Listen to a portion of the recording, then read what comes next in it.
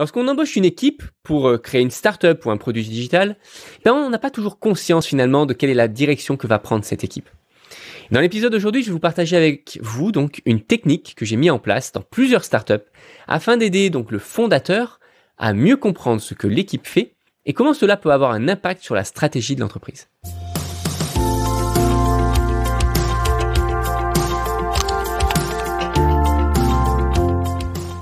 Bienvenue, vous êtes fondateur, vous n'avez pas de compétences techniques, pas de panique, avec le Startup Snack, on vous donne toutes les clés pour piloter votre startup sereinement. Et c'est disponible sur YouTube et sur podcast. Je m'appelle Amaury, je suis le fondateur de My CTO Friend et depuis 2013, j'ai accompagné des centaines de startups en tant que CTO. Et évidemment, quand on construit une startup, on va démarrer d'un produit qui va pas forcément être un produit de super qualité. Et c'est normal parce que, pas de regret, on est en train de monter un prototype, c'est fait partie de la méthodologie Lean Startup. Et avant d'investir beaucoup d'argent dans un super produit, évidemment, on veut valider si oui ou non nos utilisateurs sont prêts à payer pour ce qu'on a à leur offrir. Et alors, après peut-être 1 an ou 2 ans, ce produit initial va devenir un peu plus compliqué à faire évoluer. J'ai typiquement le cas dans 2 startups que j'accompagne qui ont des problématiques un peu similaires. Des problèmes de performance, des problèmes de plein de nouvelles fonctionnalités à ajouter et malheureusement un cœur de noyau, un cœur du logiciel qui n'est pas forcément adapté ou du moins qui n'a pas été conçu pour ça à l'origine. Donc il va falloir quoi ? Refactoriser le produit, refactoriser le logiciel, restructurer peut-être la base de données afin d'avoir une meilleure version. Typiquement, c'est ce qu'on va appeler la version numéro 2. Mais parfois, cette version numéro 2 peut coûter relativement cher. Et d'ailleurs, c'est souvent assez difficile à créer, à faire ce pas vers cette version numéro 2. Parce que même si le business à un moment donné dit oui, moi j'aimerais bien avoir cette nouvelle version, etc., on peut finalement être tenté de temps en temps de finalement rester et développer les fonctionnalités sur la version 1. Et le problème, c'est que si on reste sur cette version 1 qui a peut-être pas été conçue de manière optimum, on va avoir des coûts de développement qui vont être de 2 fois, 3 fois, 5 fois le temps nécessaire pour développer ces fonctionnalités. Juste parce que le cœur de la machine n'est pas adapté à peut-être la nouvelle stratégie d'entreprise ou aux nouvelles fonctionnalités qu'on a voulu empiler les unes sur les autres. Qu'est-ce que l'on peut faire par rapport à ça ?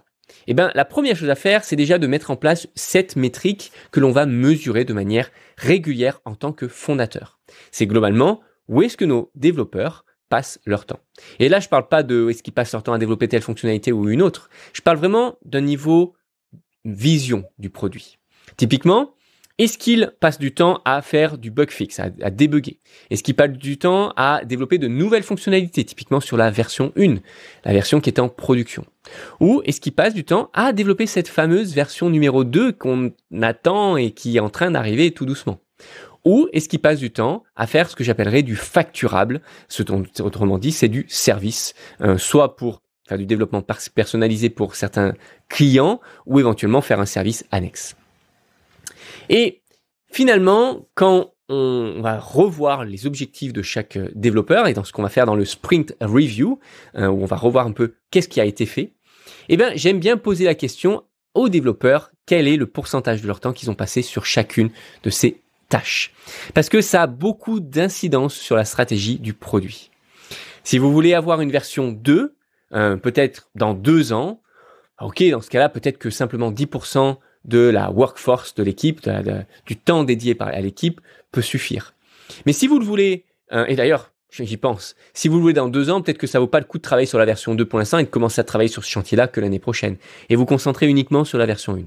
Par contre, si vous avez besoin de cette version 2 assez rapidement, dans quelques mois, au maximum dans 1 an, il va pas falloir trop repousser. Il va falloir se concentrer et s'assurer que l'on travaille sur cette version 2.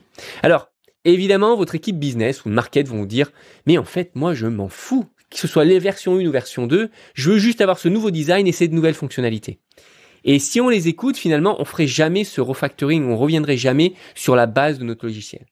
Mais d'un point de vue technique, ça serait une grosse erreur. Parce que si on reste sur cette version 1, non seulement ça va nous coûter cher, mais aussi nous allons avoir beaucoup de dettes techniques. L'équipe vont passer beaucoup de temps à tordre le produit, à essayer de casser, ils vont casser de temps en temps en fait et générer des bugs. Et à chaque fois qu'ils vont pouvoir développer une nouvelle fonctionnalité, ils vont y aller sur la pointe des pieds en se disant peut-être que ça va tout casser, etc. Et finalement, ça va être un environnement stressant. D'une certaine manière, Si on reste sur cette version 1, eh ben on va créer de manière volontaire un produit de mauvaise qualité qui va devenir lent et qui va être un vrai cauchemar pour vos développeurs. Et ça va faire quoi? Ça va faire que vos développeurs, eh ben, au bout d'un moment, ils vont partir. Il y aura un bon turnover dans votre équipe. Vous aurez plein de bugs et les coûts de développement vont s'envoler. C'est pour ça qu'il est important de revoir ce pourcentage de manière régulière pour s'assurer qu'on est toujours en train de travailler sur la prochaine version. C'est peut-être la version 2, la version 3, etc. Et que l'on avance et que l'on stagne pas sur une version qui va devenir trop figée et qui va avoir trop de dettes techniques. Donc typiquement, maximum 20% sur le bug fixe. Généralement, on travaille 40% sur la version actuelle et un minimum de 40% sur la future version si c'est le focus, en tout cas si on a décidé de passer le cap, parce que sinon, si on est en dessous de ça, eh ben, c'est un produit qui peut prendre des années ou potentiellement qui ne sortira jamais. Alors évidemment, tout ça dépend du contexte, tout dépend de si oui ou non vous avez besoin de générer du cash aussi pour votre entreprise. Hein. Si c'est le cas, peut-être que d'avoir une partie service, une partie factura peut être utile, alors que pour d'autres entreprises, d'autres startups qui ont peut-être fait une bonne levée de fonds, ça sera pas du tout le focus. En tout cas, ce qui est certain, c'est qu'il faut être transparent d'un point de vue management jusqu'aux développeurs sur quelles sont les priorités et il faut mesurer ces priorités avec ces pourcentages. En conclusion, votre équipe de développement et plus particulièrement votre product manager ou votre product owner, celui qui gère les développements, qui priorise les fonctionnalités, il doit prendre en compte finalement où est-ce qu'on veut aller. Est-ce qu'on veut oui ou non aller sur cette version 2?